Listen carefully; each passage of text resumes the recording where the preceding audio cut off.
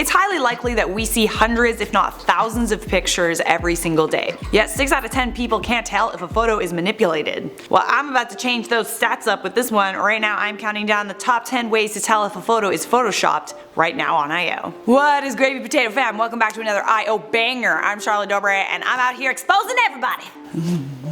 Subscribe for all the T-Spillage top 10 lists and trending news updates, and follow us on social media because hey, I do call out people for photo editing, which means I try not to be a hypocrite by editing my own photos. Also, little disclaimer, this video isn't meant to shame anybody. Please don't send someone hate on our behalf. As someone that used to be a photographer, I get it. It's really not a big deal if you choose to Photoshop or Facetune or use any other app. If that makes you happy, you want to slap a filter on there, you want to correct a couple things, it's not a big deal. I just personally feel like I want to make people feel better about themselves if they don't look like perfect Instagram models. And seeing as I was a professional photographer for a few years and I have a lot of insight about these things, I thought this video was a great way to share my knowledge.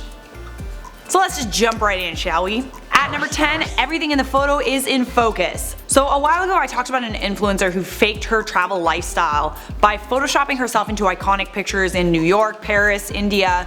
There were actually a few influencers like this, but this influencer specifically created her entire brand based around her travel lifestyle, only she wasn't actually traveling. So people started to notice eventually, especially with the case of this photo of the Taj Mahal. There were birds added, no reflection of the birds, there were a couple differences with the case of the physical building having changed over time, the smaller crowds, but from a photography standpoint it's extremely easy to tell that these backgrounds aren't real, because the whole photo is in focus. With the case of a bright photo like this, you can't get both the subject in the foreground and the background in focus. Your eyes can do that, but cameras don't. Now this is honestly just an art form and it's people's art. It's a really beautiful photograph, but the problem is when you're pretending to take a trip somewhere that you didn't actually go on that trip, so you just Photoshop yourself into the picture, or worse, you stole someone else's photo and put yourself in it and called it your own. At number 9, copied patterns. Remember the girl that got caught putting fake clouds in her photos? Yeah, that's actually a really common thing. I don't think it's that big of a deal, to be honest. Everybody thought it was this huge deal. Oh my god, she put 2 of the same cloud! She's a liar! Like, give me a break. Calm down, it's just a cloud. Honestly, it just helps with composition and it makes it a better photo. If you're in focus, the background won't be. So on a bright day, you're gonna lose all that lovely texture in the sky. Anyways, this isn't just done with like clouds or sunsets or things in the background. Take a look at this photo. One of these twins has abs, the other has fake abs. The abs were copied and pasted from one of their bodies and mirrored onto the other. Am I really supposed to believe that both of them had the exact same air bubbles in their shirts? I personally believe like it's the guy on the right with the fake abs. Just doesn't look natural to me. What do you think? At number 8, blurriness or no texture. A telltale sign of a bad Photoshop or Facetune job is blurriness or no texture, especially when it comes to skin. This is someone going ham on the blur tool, dude. Like, that is just a little bit aggressive. Oftentimes people use the blur tool on one part of their bodies, like just their stomach or their thighs or butt, and if you look at the rest of their skin and it has texture versus let's say like a stomach, it's probably photoshopped. Have you guys ever heard of Texture Tuesdays? It's this trending hashtag where people are starting to share photos of their textured skin to social media to break the stigma that everyone's skin is perfect. Of course, a lot of the people that are sharing photos in this hashtag already have amazing skin to begin with, but it does show things like lines under your eye sockets, laugh lines, nasal labial lines, and forehead lines, and it just shows that they're totally normal and having them doesn't make you ugly. You don't have to blur that out. It's part of your face. At number 7, it just doesn't look real.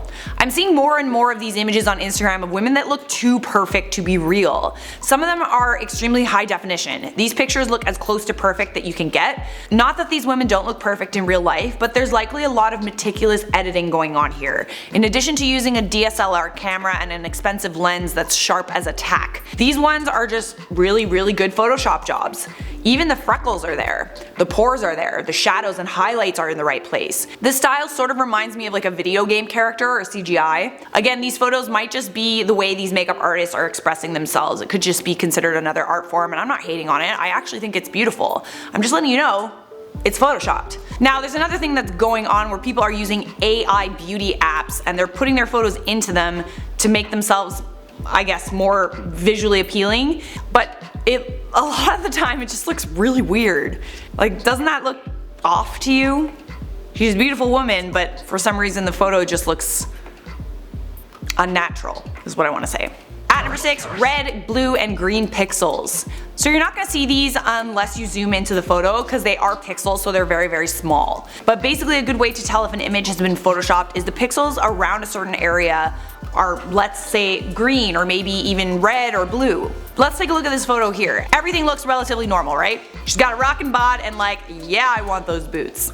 But when you zoom into the actual photo, you see that the pixels have a red, green, or like bluish hue to them. What that is evidence of is the liquify tool, and those pixels are losing that information when you move them around.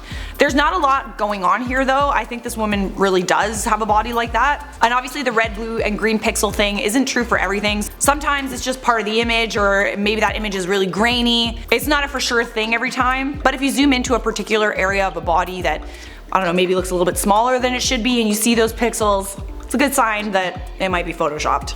At number 5, there are other versions. One of the reasons why Instagram accounts like CelebFace and Exposing Celebrity Photoshop are so popular is because they go to Getty Images and they find unedited originals taken by Getty Image photographers. When celebs are at high profile events, there are Getty Image photographers, and usually all the photos from the event are uploaded to the database. The photo on the left is what she posted, the photo on the right is the original. Her waist is quite a bit smaller and she also has darkened her skin tone. And check out this side by side. I mean, the original photo is already goals, but she took in the size of her face to make it slimmer.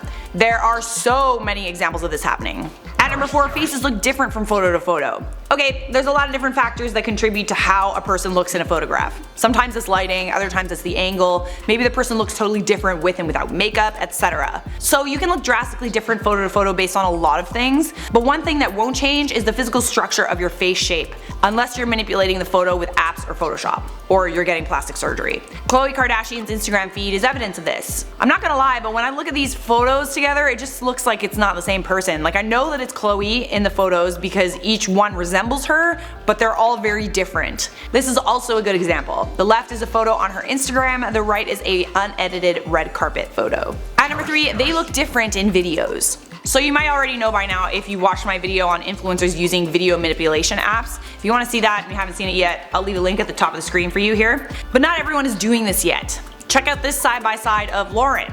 The left is from Musical.ly, the right is from Instagram. See the waist? It is different.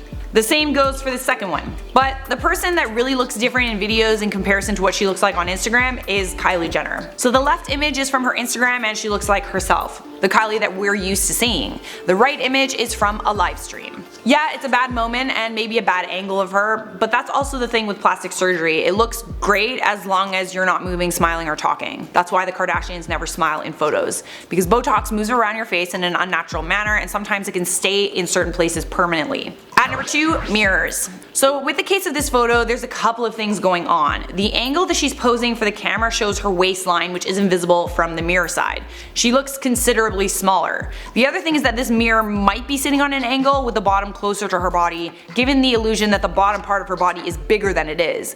But it's also highly likely that she forgot to edit her mirror image because her body looks different. Not bad, just different. The same goes with this image here. I mean, her waist is already insanely small to begin with, like not even close to achievable in any way, but if you look at her shadow in the background, yeah. Shall we zoom into that?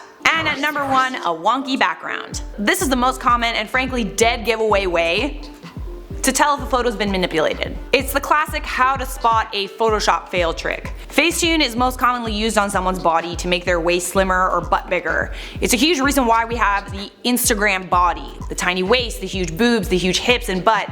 The Instagram body has basically become the standard of beauty. The thing is, when you're moving around pixels with an app like Facetune, a lot of the time the person editing just kind of wants to do like a quick edit, and they forget that when you move the pixels on one part of the photo, that moves the pixels around on every part of the photo that's near to it. Of course, you're not going to be able to tell if the background is all one color, but you can absolutely tell when the background or room the person is in has a lot of texture or lines. Even this one with the sand. See the sand on the left of her body? That's fully photoshopped. Alright guys, that is all I have for you on this one. I hope you enjoyed this video, and again, don't go out and leave nasty comments on people's pictures. This video is just to teach you guys how to be aware when there's photo editing going on right under your nose. For now, I'm gonna finish this one up with some common features. Alina said, so Charlotte does have more pairs of trousers slash pants. Charlotte does have more pants.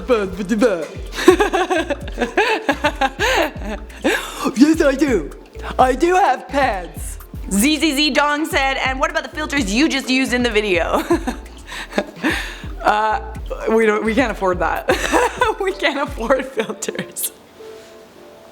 Yeah, we don't use filters. Our editors don't use filters, but we do have a lot of lights, and I mean a lot of lights. Okay, let me count. 1, 2, 3, 4, 5, 6, 7, 8, 9, 10, 11, 12, 13, 14, 15, 16, 17, 18. Like even Shrek would look good with this many lights. Goddess G said, I only use filters to change up the lighting or to make a photo black and white. All that other stuff is too time consuming, IO. Hey girl, I love me a good filter too, and I've always have because I love film photography. Again, if you want to use filters or edit your photos, go for it. At the end of the day, it's an art form, and if that's how you want to express yourself, you can just do it. Just like try not to go overboard is all I'm saying.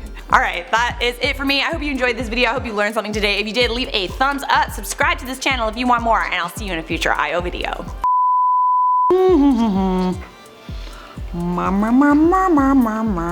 This is the most common and dead giveaway way to tell. I like how you like mouthed it and influencers are liars!